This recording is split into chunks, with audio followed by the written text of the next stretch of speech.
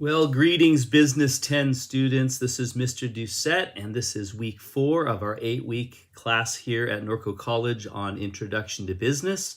And this week ends our second module. As you know, every 2 weeks is a new module. So we are ending our module number 2 this week. You're going to be looking at chapters 10 and 11, 10 on motivating employees and chapter 11 on human resources management, both very interesting and intriguing chapters, especially chapter 10 when we talk about all the different theories of motivation.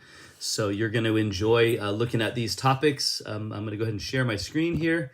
And again, we are in module number 2 for one more week. And we have, so the end of this week marks our halfway point through this 8-week session of business, Introduction to Business here at Norco College.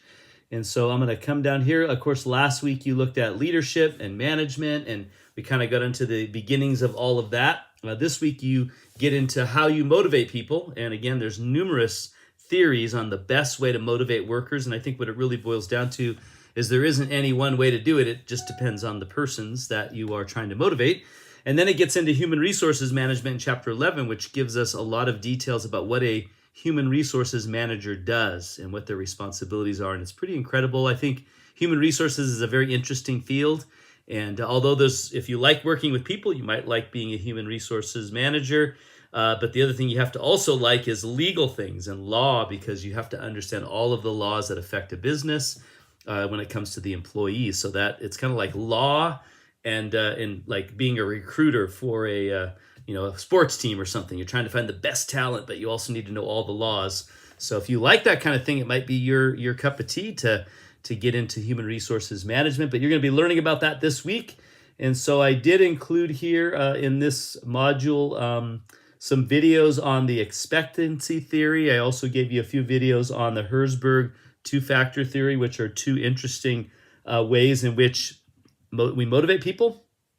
Again, I've given you the 2 PowerPoint chapters, and then you have your homework assignment this week, which is it's a survey, or should I say it's an assessment that you need to take, and it tells whether you are more of a theory X type leader or more of a theory Y type leader.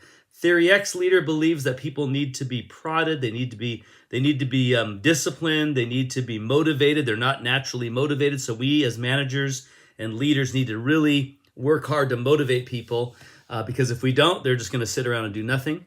That's theory X. Theory Y is no, people do want to work and they do want to do a good job and they do have motivation. We just need to come alongside and encourage them and give them space and let them do their own thing, and that's going to be the best way to manage them. So which type of a leader would you fall into, theory X or theory Y? And that's what that assessment gets into. So it's kind of interesting. So make sure you read all the assignment instructions and you do everything that I'm asking you to do there. And then, of course, you have your second exam due this Sunday night. And so make sure you don't ignore taking that exam. It's worth 100 points. And also with the exam is to complete your discussion post. So I'm going to go ahead and move that down. As you remember, every discussion post is open for 2 weeks. So since this is the second week in the module, you got 1 more week to get it done, but you do need to complete it. And when you complete it, you also need to not only make your initial post by answering some questions, watching some videos, answering some questions, but you also need to view and comment at least 2 other students' posts. And your comments need to be substantial, like 50 words or something like that.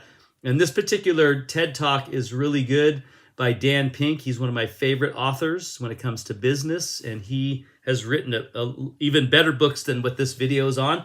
But this is really an interesting video because it's asking you the question whether or not you think extrinsic motivators are better than intrinsic motivators. Extrinsic motivators are things like reward with money or some kind of a compensation for your hard work, where intrinsic motivators are more from the sense of doing a good job or the sense of accomplishing something of value.